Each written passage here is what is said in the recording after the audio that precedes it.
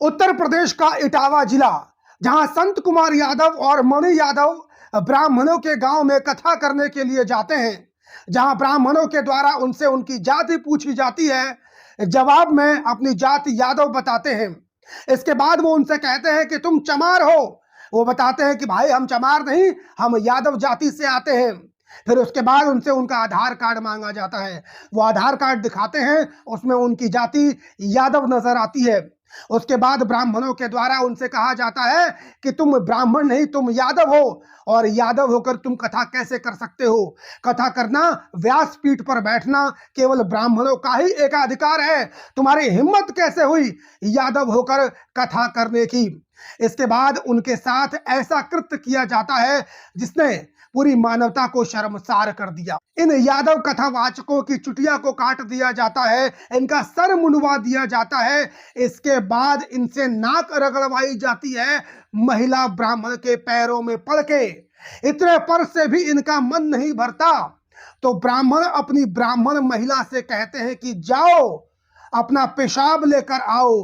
ब्राह्मण महिला जाती है, अपना पेशाब लेकर आती है, और उस पेशाब का छिड़काव उन यादव कथावाचकों के ऊपर किया जाता है और कहते हैं कि अब तुम शुद्ध हो चुके हो।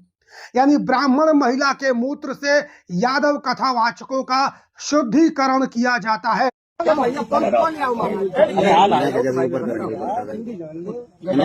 रहे वो चाहिए कि ब्राह्मणन के गांव में आके तुमने मतलब जो करो जो तुम्हारी बाकी सजा है, तुम जिंदगी तुम्हें ऐसा करबो नहीं चाहिए तो तुमने करो। भाई लेने के ले रहे बाबा बंदी है महाराज, क्या पूरा बुढ़वाना पूरा ले रहे यही तो मेन है। बस जान देना।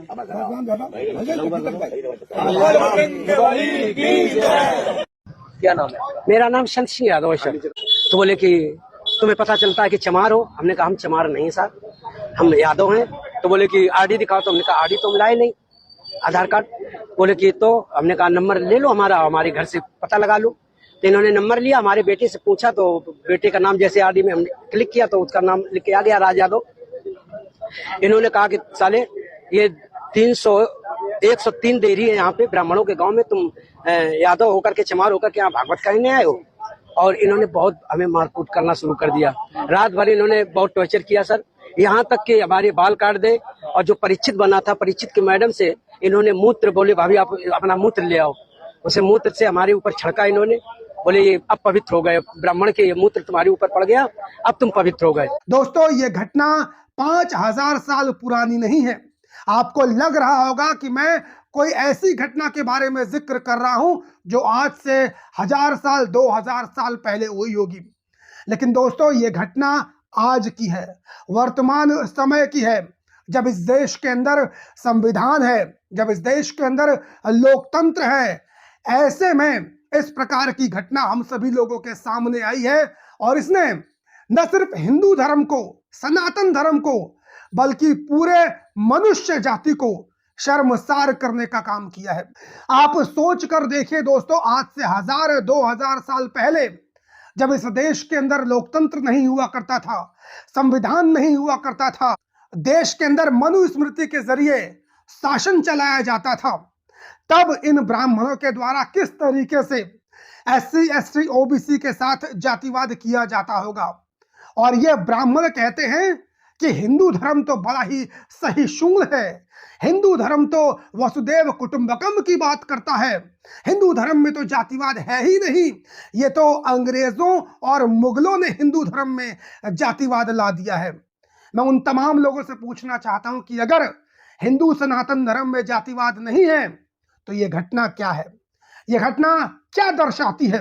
दोस्तों, इस घटना के जरिए ये साफ साफ नजर आता है कि किस तरीके से ब्राह्मण समाज के लोगों को यह पसंद नहीं आता है कि कोई हिंदू धर्म से जुड़ा कोई काम करे, कोई यज्ञ अनुष्ठान कथा कोई ब्राह्मण के अलावा करे। ये ब्राह्मणों को बिल्कुल भी पसंद नहीं आता है। और यदि कथा करने का काम कोई गैर ब्राह्मण करता है तो उसके साथ ये लोग किस तरीके से हैवानियत कर सकते हैं, इसका जीता जागता उदाहरण आप सभी लोगों के सामने है। इन जातिवादी ब्राह्मणों ने यादव कथावाचक का शुद्धिकरण करने के लिए अपनी ब्राह्मण महिला के मूत्र का छिड़काव किया और कहा कि अब ये लोग शुद्ध हो चुके हैं। वाह ब्राह्मणों, क्या तुम्हारी तकनीक है, क्या तुम्हारी सोच है। मैं तो कहता हूं कि अगर ब्राह्मण महिला के मूत्र से छिड़काव करने से लोग पवित्र हो जाते हैं, उनका शुद्धिकरण हो जाता है, तब तो अगर ब्राह्मण महिला के साथ कोई संभोग करे तो उसकी आत्मा भी तृप्त हो सकती है। मैं उन तमाम जातिवादी ब्राह्मणों से कहता हूं जिनकी इस प्रकार की सोच है कि जाओ अपनी महिलाओं के साथ लोगों का संभोग कराओ, उनको बिस्तर पर लेटाओ, ताकि इस देश के तमाम लोगों का शुद्धिकरण हो जाए और इस दुनिया में जितने भी लोग अशुद्ध हैं उन सब का शुद्धिकरण हो जाए, उनकी आत्मा तृप्त हो जाए। जब तुम्हारी महिलाओं के मूत्र से लोगों का शुद्धिकरण हो सकता है तो तुम्हारी महिलाओं के साथ संभोग करने से, संबंध बनाने से, तब तो आत्माएं भी तृप्त हो जाती होंगी, आत्माएं भी शुद्ध हो जाती होंगी।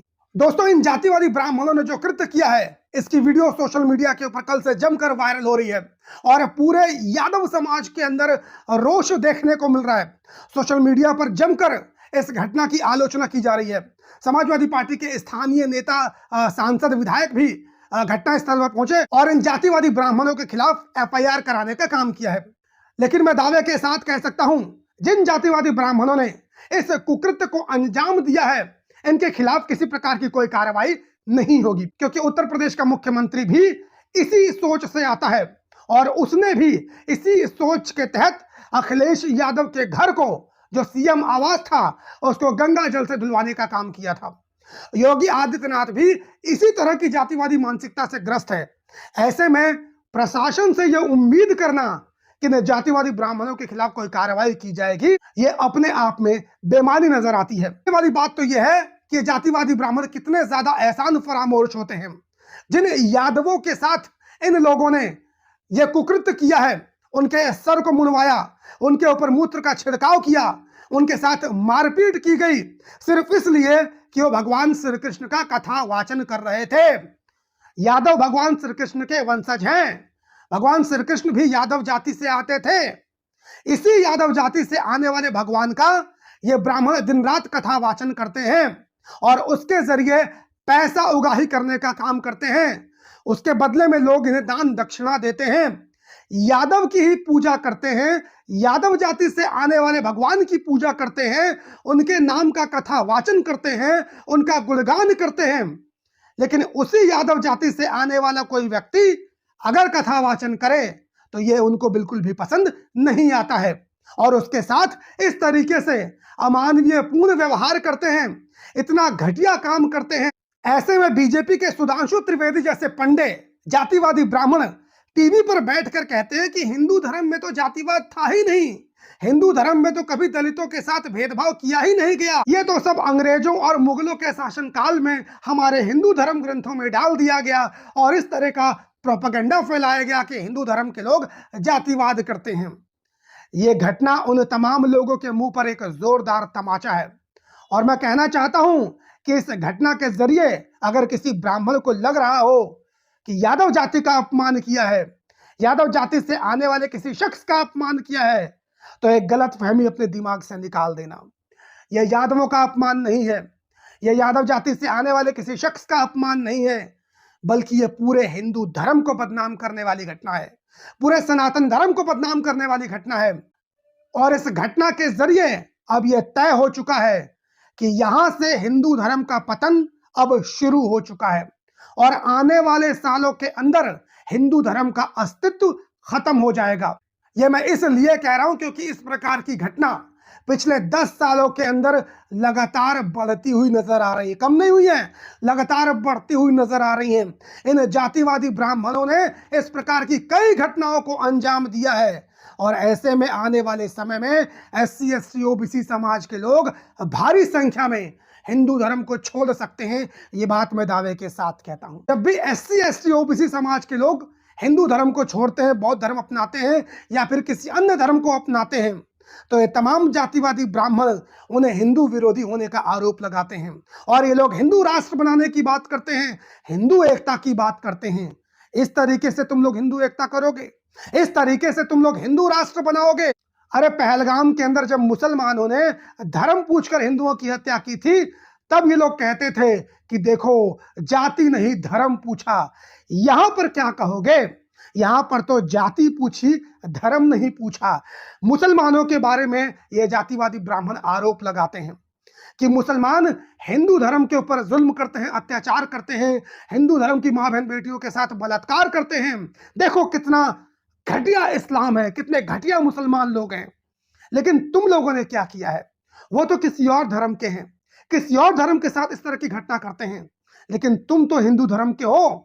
तुम तो अपने ही धर्म के लोगों के साथ अमानवीय कृत्य करते हो, अपने ही धर्म के लोगों के साथ जातिगत भेदभाव करते हो, अपने ही धर्म के लोगों की मां बहन बेटियों के साथ बलात्कार करते हो। और फिर तुम लोग रोना रोते हो कि कश्मीर के अंदर मुसलमानों ने कश्मीरी ब्राह्मणों को मार के भगा दिया, हमारी मां बहन बेटियों के साथ मुसलमानों ने बलात्कार करने का काम किया, हमारी जमीनों के ऊपर कब्जा कर लिया, हमें बेघर कर दिया। लेकिन तुम लोगों ने क्या किया है अपने धर्म के लोगों के साथ? जरा ये भी तुम्हें सोचने की जरूरत है और अपने गिरेबान के अंदर झांकने की जरूरत है। मैं तो कहता हूं कि कश्मीर के अंदर मुसलमानों ने कश्मीरी ब्राह्मणों के साथ जो किया वो एकदम सही किया, क्योंकि तुम लोगों की जातिवादी मानसिकता वहां पर भी मुसलमानों ने देखी होगी और तुम लोगों ने वहां पर भी इसी तरीके का जातिगत भेदभाव करने की कोशिश की होगी, अपनी घटिया सोच दिखाने की कोशिश की होगी, जिसके बाद मुसलमानों ने तुम्हारे साथ इस तरीके का कृत्य किया होगा। तुम लोग इसी के लायक थे, तुम्हारे साथ यही होना चाहिए था। एटा मैनपुरी इटावा यादवों का गढ़ माना जाता है और यादवों के गढ़ में अगर यादवों के साथ ब्राह्मणों के द्वारा इस तरह की घटना को अंजाम दिया जाता है और यादव समाज के लोग इस घटना के बाद भी एकजुट नहीं हो पाते हैं और इस घटना का प्रतिकार नहीं करते हैं, तो यादवों के लिए शर्म से डूब मरने की बात है। इतनी बड़ी आबादी पूरे देश भर के अंदर यादवों की है। प्रदेश की ही अगर बात करें तो इसी उत्तर प्रदेश के अंदर यादवों की बहुत बड़ी आबादी रहती है और इसी उत्तर प्रदेश के अंदर जो विपक्षी समाजवादी पार्टी है वो यादवों का प्रतिनिधित्व करने की बात करती है। इसके बावजूद अगर इस प्रकार की घटना उत्तर प्रदेश के अंदर हो जाती है और यादव समाज के लोग एकजुट नहीं हो पाते हैं, तो यह हम सभी लोगों के लिए डूब मरने की बात है। इस वीडियो के माध्यम से मैं तमाम यादव समाज के लोगों से अपील करता हूं, रिक्वेस्ट करता हूं कि आप सभी लोग अब भी समय एकजुट हो जाइए और जिन लोगों ने भी इस प्रकार की घटना को अंजाम दिया है उनको सबक सिखाना जरूरी है। जिस तरह का काम उन लोगों ने किया है इसी तरीके से उनको भी अपमानित करना जरूरी है। बाकी उत्तर प्रदेश के पुलिस प्रशासन से मुझे ढेले भर की उम्मीद नहीं है कि वो इस मामले में इन जातिवादी ब्राह्मणों के ऊपर किसी प्रकार की कोई भी कार्रवाई करेंगे, क्योंकि मुख्यमंत्री की कुर्सी पर बैठा व्यक्ति वो भी ऐसी ही जातिवादी मानसिकता से ग्रसित है। ऐसे में न्याय की उम्मीद करना पूरी तरीके से बेईमानी है। आप इस वीडियो को जितना हो सके उतना शेयर कीजिए, ट्विटर पर जितना हो सके इस वीडियो को टैग कीजिए, चैनल पर नए हो तो सब्सक्राइब कर लीजिए और फेसबुक, ट्विटर, इंस्टाग्राम यहाँ पर मेरी आईडी आप सभी को मिल जाएगी, वहां पर भी आप मुझे फॉलो कर सकते हैं। बाकी मुलाकात करता हूं किसी और वीडियो में, तब तक के लिए बहुत बहुत धन्यवाद।